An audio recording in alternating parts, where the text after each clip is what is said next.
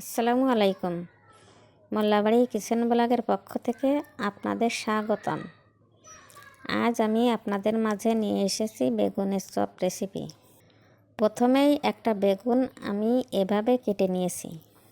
তারপর এই চপটি বানাতে যে সমস্ত উপকরণ আমাদের লাগবে, প্রথমেই 1.5 কাপ বেসন, আধা কাপ চাউলের গুঁড়া। বেসন এবং চাউলের গুঁড়া আমরা একটা চালনি দিয়ে ভালোভাবে চেলে নিব। নেওয়ার পর এর সাথে অ্যাড করব মরিচের গুঁড়া 4 চামচের হাফ চামচ, লবণ স্বাদ অনুযায়ী, বাড়তি স্বাদের জন্য নিয়েছি 1 প্যাকেট ম্যাগি মশলা, সাথে সামান্য ফুল সোডা। উপকরণগুলো একত্রে মিশিয়ে নিচ্ছি। এরপর অল্প অল্প পানি দিয়ে একটা মিশ্রণ তৈরি করে নিচ্ছি।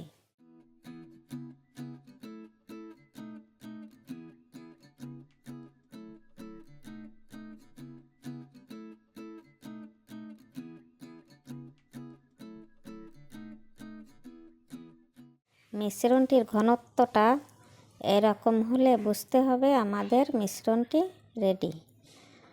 আমি আগেই কড়াইয়ে তেল বসিয়ে দিয়েছি। তেলটি ভালোভাবে গরম হলে বেগুনের এপিট ওপিট মিশ্রণটি মাখিয়ে এভাবে তেলের ভিতরে ছেড়ে দিচ্ছি।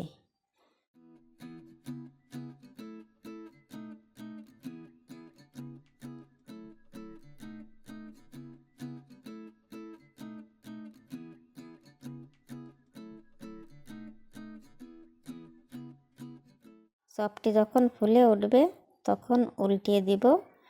এরপর কয়েক মিনিট ভেজে নেওয়ার পর এরকম একটা কালার আসলে তেল থেকে চপটি তুলে নিচ্ছি।